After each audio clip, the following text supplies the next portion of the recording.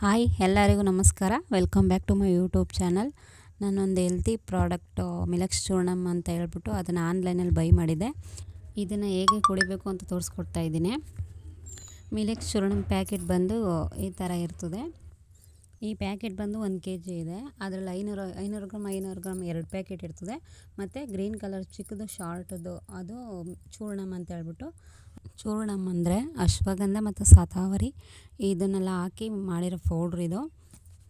ಇನ್ನು yellow colour packet powder ಬಂದು ರಾಗಿ ಮತ್ತು ಕಾಳು ಐಟಮ್ಗಳು ಮತ್ತು ಸೀಡ್ಸು ಡ್ರೈ ಫ್ರೂಟ್ಸು ಇದನ್ನೆಲ್ಲ ಹಾಕಿ ಪೌಡ್ರು ಮಾಡಿರೋದು.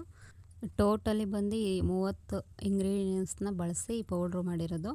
ಹೆಲ್ತಿ ಪೌಡ್ರು ಮತ್ತು ಕೆಮಿಕಲನ್ನು ಆ್ಯಡ್ ಮಾಡಲಿಲ್ಲ ಇದಕ್ಕೆ. ನ್ಯಾಚುರಲಿ ಹೆಲ್ತಿ ಪೌಡ್ರು ಅಂತ ಹೇಳ್ಬಿಟ್ಟಿದ್ದು.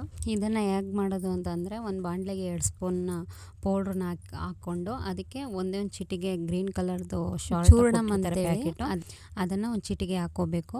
ಅದನ್ನು ಹಾಕಿ 1-2 ಲೋಟ ನೀರು ಹಾಕ್ಕೊಂಡು ಚೆನ್ನಾಗಿ ಮಿಕ್ಸ್ ಮಾಡಬೇಕು, ಗಂಟು ಇಲ್ಲದೆ ಇರೋ ಥರ.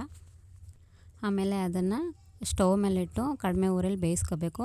ಒಂದು ಸ್ವಲ್ಪ ಬೆಲ್ಲನ ಹಾಕ್ಕೋಬೇಕು. ನಮ್ಗೆ ಎಷ್ಟು ಬೇಕೋ ಅಷ್ಟಕ್ಕೆ ಒಂದು ಚಿಟಿಗೆ ಆಗೋಷ್ಟು ಹಾಕ್ಕೋಬೇಕು. ಇದು ಬೇಯ್ತಾ ಗಂಜಿ ಅದಕ್ಕೆ ಬರ್ತದೆ.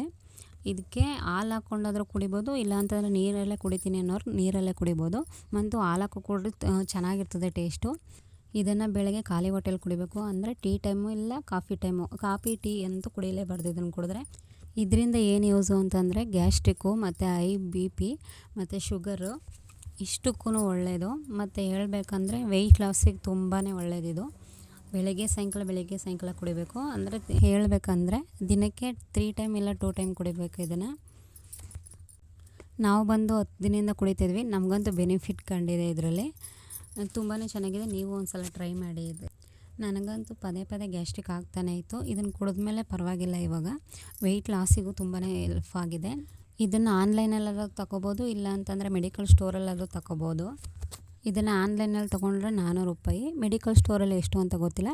ನೀವು ಮನೇಲೇ ಒಂದು ಸಲ ಟ್ರೈ ಮಾಡಿ ನೋಡಿರಿ. ಆಮೇಲೆ ಹೇಗೆ ಏನು ಅಂತ ನನ್ನ ಕಮೆಂಟ್ ಬಾಕ್ಸಲ್ಲಿ ಕಮೆಂಟ್ ಮಾಡಿ ಅಂತ ಹೇಳ್ತಾ ಈ ವಿಡಿಯೋನ ಇಲ್ಲಿಗೆ ಮುಗಿಸ್ತಾ ಇದ್ದೀನಿ.